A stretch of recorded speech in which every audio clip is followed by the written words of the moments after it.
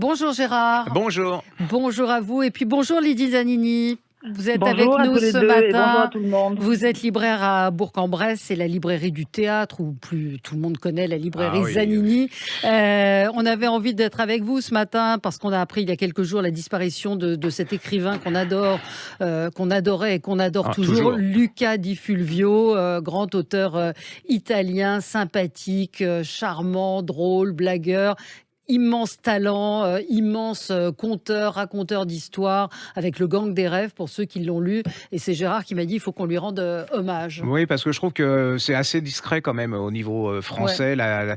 Je veux dire que pour moi, il y a eu la disparition de Philippe Sollers, et il y a la disparition de Di Fulvio, mais je trouve que c'est révélateur parce que je trouve que Di Fulvio, il c'est était vraiment italien, donc c'est vrai oui, que mais enfin, bon, il a eu moins, un immense succès en France, et puis en plus, c'est un grand écrivain italien et européen, et puis c'était un être exceptionnel. C'est-à-dire qu'à côté de ces neuneux qu'on voit en France, qui dès qu'ils écrivent un livre, regardent leurs lecteurs d'une manière, voilà, lui, il était proche de ses lecteurs, de ses lectrices, il était d'une modestie incroyable, il avait une envie de vivre, mais c'est incroyable, c'était un énorme sourire, un énorme éclat de rire, et moi j'ai des souvenirs, en fait, ce type, c'est le talent et le sourire, quoi. Donc c'est, ah oui, la générosité. Alors je pense que pour Lydie, c'est la même chose. Il a eu la maladie de Charcot et jusqu'au bout, Lydie Zanini, vous le connaissiez extrêmement bien. Il a gardé il son avait humour. Toujours de l'humour, beaucoup d'humour, puisqu'il avait dit à son éditeur qui lui posait la question, maintenant que tu es malade, tu bois moins. Non, mais je bois plus. Tu fumes plus non plus. Non, je fume plus. Mais je recommande à tout le monde d'avoir la maladie de Charcot pour arrêter de boire et de fumer. Voilà. Et son enterrement a été, paraît-il, vous nous disiez, à son image, joyeux. J'ai appris, joyeux, bienveillant. Il y avait de la tristesse, bien sûr, parce que tout le monde aime Luca. Mais on sentait qu'à travers cette disparition-là, cette dernier hommage à Rome dans une petite église, on sentait que tous ceux qui étaient là venaient pas pour le tralala, pour l'homme connu, on venait pour l'humain. Et je pense que Gérard sera d'accord avec moi quand on dit le gang des rêves. Le mot rêve a son importance parce que quand nous qui avons tout lu, toi comme moi, enfin tous les deux, je pense. Je trouve qu'on a du rêve. Il rêvait de faire un monde meilleur dans tous ses livres. Absolument. Quand on y réfléchit bien.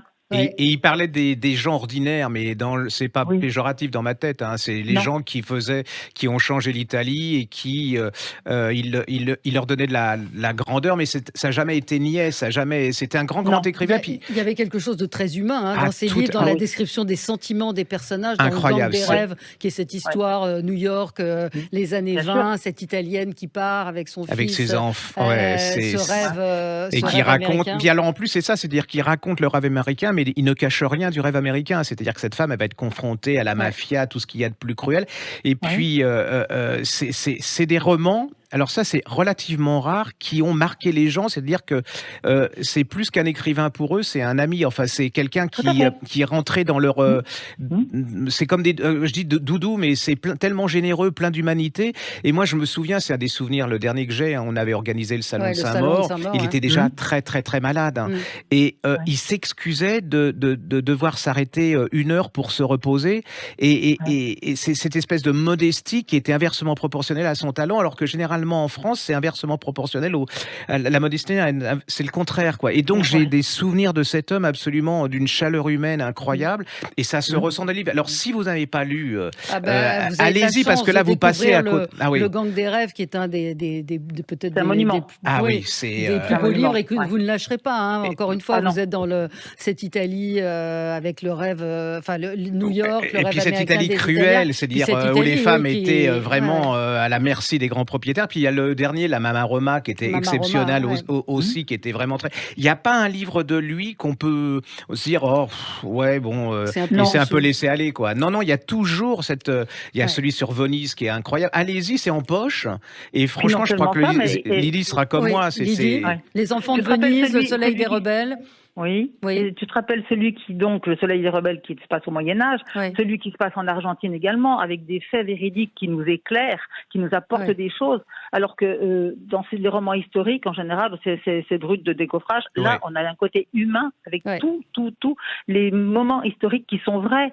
Et ça, j'ai trouvé que c'était génial. Et c'est la meilleure chose que nos lecteurs pouvaient nous dire. J'ai appris, je me suis régalée. Les prisonniers de la liberté, ce roman. Et c'est en fait, ce qu'il y a, c'est que c'est addictif quand vous rentrez. C'est des pavés, ce sont des sagas, c'est des histoires, c'est un grand raconteur d'histoires et vous ne pouvez pas vous arrêter. Non, et puis alors il parle de l'Italie ou d'autres pays, mais ce sont des personnages universels, c'est-à-dire que tout le monde peut se retrouver, parce que souvent il y a des très beaux romans qui sont français, mais ça reste français et assez hermétique aux autres pays européens. Et là, moi l'Italie je connais pas particulièrement, mais là vous êtes touché parce que vous retrouvez quelque chose de commun à tous les gens, et puis ce sont des gens que vous fréquentez. Enfin, ce qu'ils appellent, quand je dis des gens ordinaires, c'est des gens de tous les jours. C'est-à-dire, il leur rend leur vraie place. C'est vraiment sur un pied d'égalité avec les riches.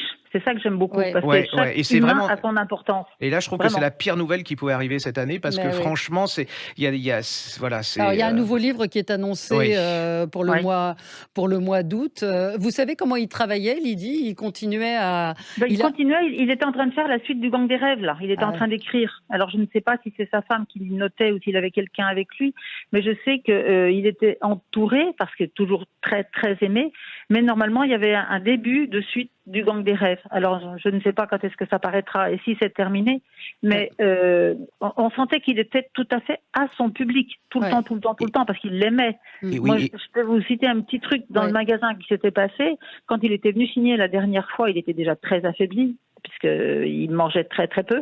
Eh bien, un jour, le jour de la signature, des clients sont arrivés avec leurs chiens. Il faut savoir que Luca adorait les chiens, parce qu'il en avait 3 dans un appartement quand même. Il s'est mis à genoux par terre et il jouait avec le chien, qui avait la queue, évidemment, parce qu'il y a du monde quand il est là. Et il disait, j'aime les chiens. Il est venu, je le caresse. Et tout le monde l'acceptait, parce que tout le monde savait qu'on aurait le même temps, la même gentillesse et la même attention. Toujours.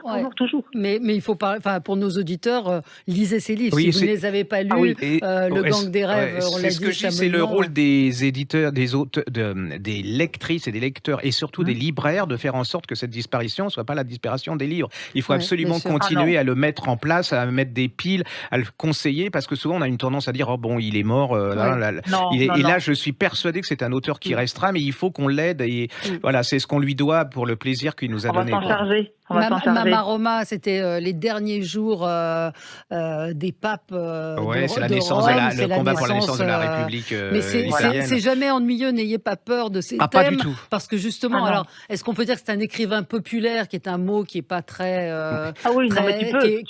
mais qui est pas bien vu par l'intelligentsia. Mais moi, il me fait penser aux Misérables de Victor Hugo, c'est-à-dire, il a cette notion de raconteur d'histoire, mais en même temps de faire passer des idées et tout. C'est exactement Victor Hugo à notre époque. Alors, il y en a qui vont sauter au plafond, mais je suis absolument persuadé que cet homme a sa place dans la littérature européenne du XXe siècle et une grande place.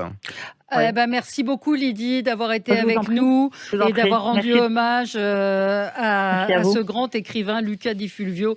Vous pouvez lire tous ses livres en livre de poche. En plus, ça coûte pas cher. Non. Et si vous cherchez des livres à emporter en vacances, on vous les garantit. Merci à vous.